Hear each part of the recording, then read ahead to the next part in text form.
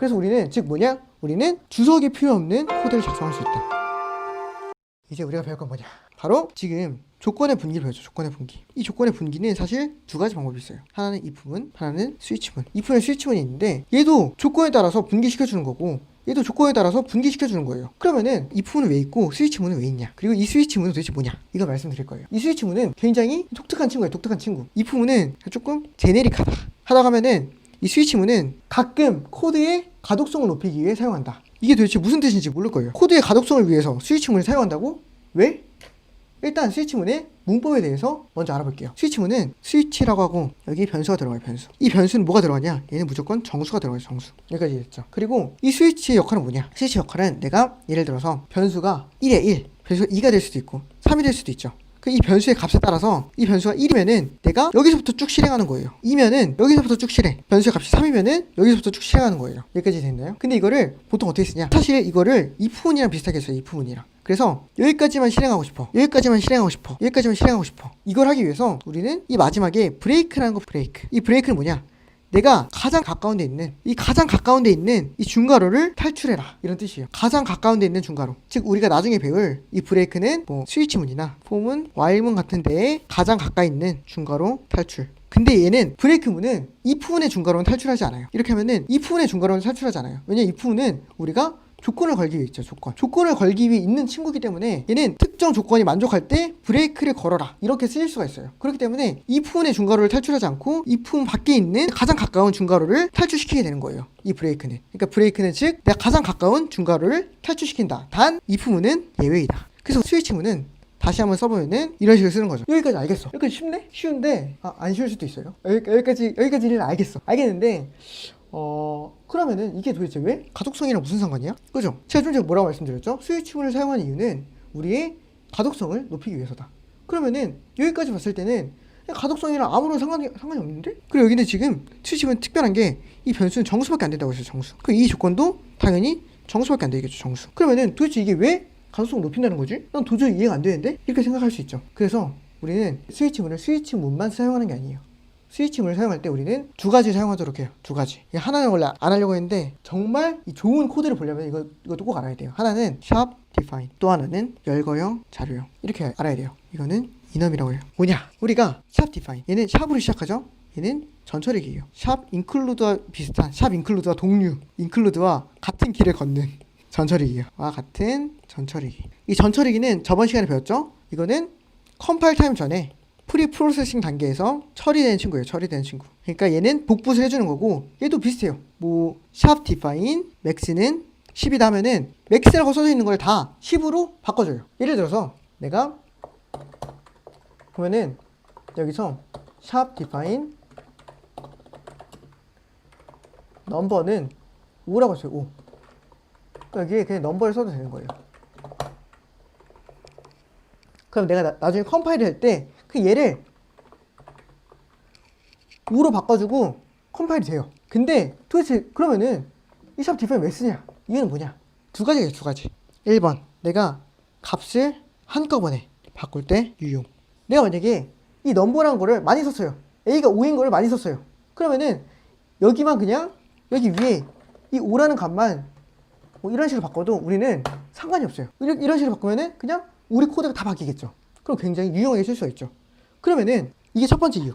한꺼번에 바꿀 때 유용하다.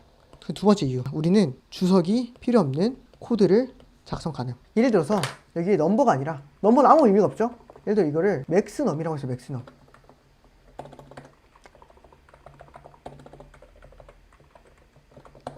그러면은 내가 뭔지 몰라. 이 맥스넘이 지금은 의미 없겠지만 여기 A를 봤을 때 A는 그냥 어떠한 넘버에 최대값이 들어간다고 생각할 수 있겠죠. 그러니까 내가 변수의 이름을 이렇게 정했을 뿐인데 어떤 10이라는 값을 이렇게 정했을 뿐인데 이 10이라는 것에 의미가 들어가게 된 거예요. 의미가. 그래서 우리는 뭐 원래는 이렇게 했어야겠죠. 10이라고 하고 A에는 숫자의 최대값이 저장된다. 예를 든 거예요. 예를 들어서 이런 식으로 말을 했을 거예요. 이런 식으로 말을 하는 거를 그냥 한 번에 샵 디파인을 정의함으로써 맥스넘 이런 식으로 표현할 수 있는 거죠. 뒤에 있는 거는 다 필요가 없고요. 이렇게. 아시겠죠? 그래서 우리는 즉 뭐냐? 우리는 주석이 필요 없는 코드를 작성할 수 있다. 이제 지금 눈치채시는 분들이 있을 거예요. 그럼 샵 디파인 어떻게 쓰면 되겠다. 그러면은 내가 스위칭을 먼저 써볼게요. 예를 들어서 int 메뉴 이렇게 선언하고 여기 스위치문을 했어요. 스위치문. 메뉴는 2라고 하고 메뉴 0이라고 할게요. 그리고 뭐 스위치 메뉴는 제가 이거 보면은 그냥 1이 아니라 당연히 이 케이스 1이에요. 케이스 1. 케이스 1. 그러면 케이스 0일 경우 뭐 콜라 나와라.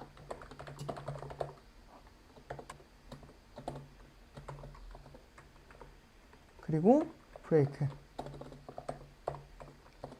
그리고 다시 케이스 1일 경우 printf 스프라이트 나와라.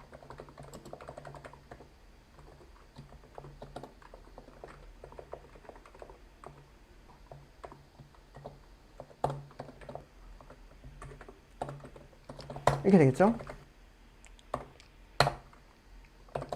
그러면은 실행했을 때 지금 제가 여기 메뉴는 0이라고 해놨죠. 0. 0이기 때문에 콜라가 나올 거예요. 콜라. 그럼 내가 만약에 메뉴를 1이라고 했어요. 1.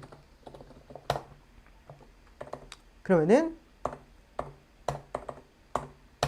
실행했을 때 스프라이트 나와라가 되겠죠. 여기까지 됐죠. 그러면은 이게 뭐냐? 즉 내가 케이스가 0이냐 1이냐에 따라서 이 부분과 똑같은 역할을 하게 되는 거예요. 그러면은 예를 들어서 여기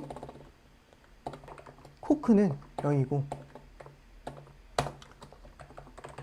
define 사이다.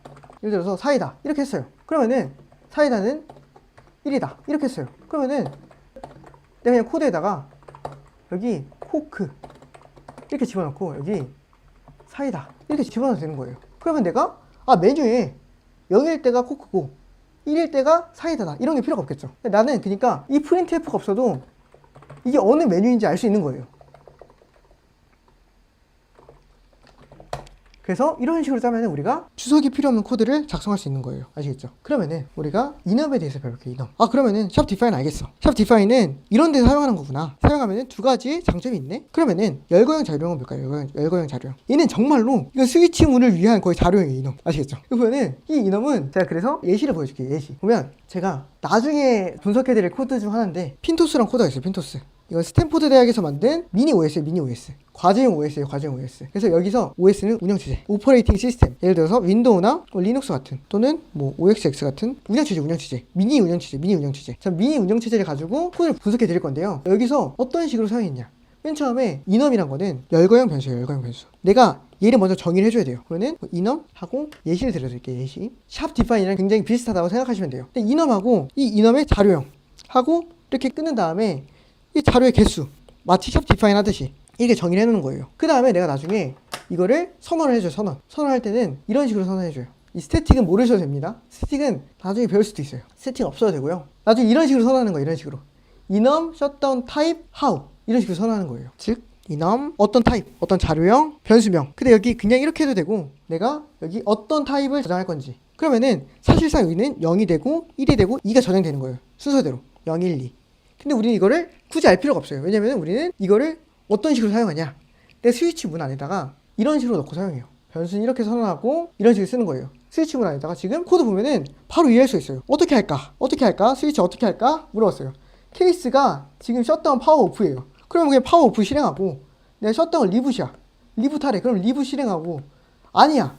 여기 아무것도 없어. 여기 없으면 디폴트로 갑니다. 디폴트. 아무것도 없어. 그러면은 아무것도 실행하지 않아요. 그러니까 지금 이런 식으로 하면 주석이 필요 없는 코드를 작성할 수 있겠죠. 그래서 우리는 스위치를 사용하면은 샵 디파인이나 또는 enum 열거형 자료형을 사용해서 주석이 필요 없는 코드, 즉 가독성이 높은 코드를 작성할 수 있는 거예요. 이게 우리가 스위치문을 사용하는 방식입니다. 아시겠죠? 스위치를 한 번만 더 정리하면은 스위치 변수 여기 정수가 들어가고요. 케이스 하고 값, 케이스 값 그리고 마지막에 디폴트 이거는 예외 처리. 이 변수가 이 값에 아무것도 포함되지 않을 때 디폴트로 가는 거예요. 마치 뭐랑 유사하냐? else랑 유사해요. 그리고 보통 이렇게 브레이크를 다 쓴다. 뭐 관리상 맨 아래는 쓸 필요가 없는데 그냥 써요. 가독성 있게 보이려고. 그래서 이게 실제 코드에서는 이런 식으로 이용이 된다. 정말로 가독성이 좋은 코드죠. 그래서 우리는 이렇게 이 스위치문과 열거형 변수 그리고 샵 디파인까지 배웠어요.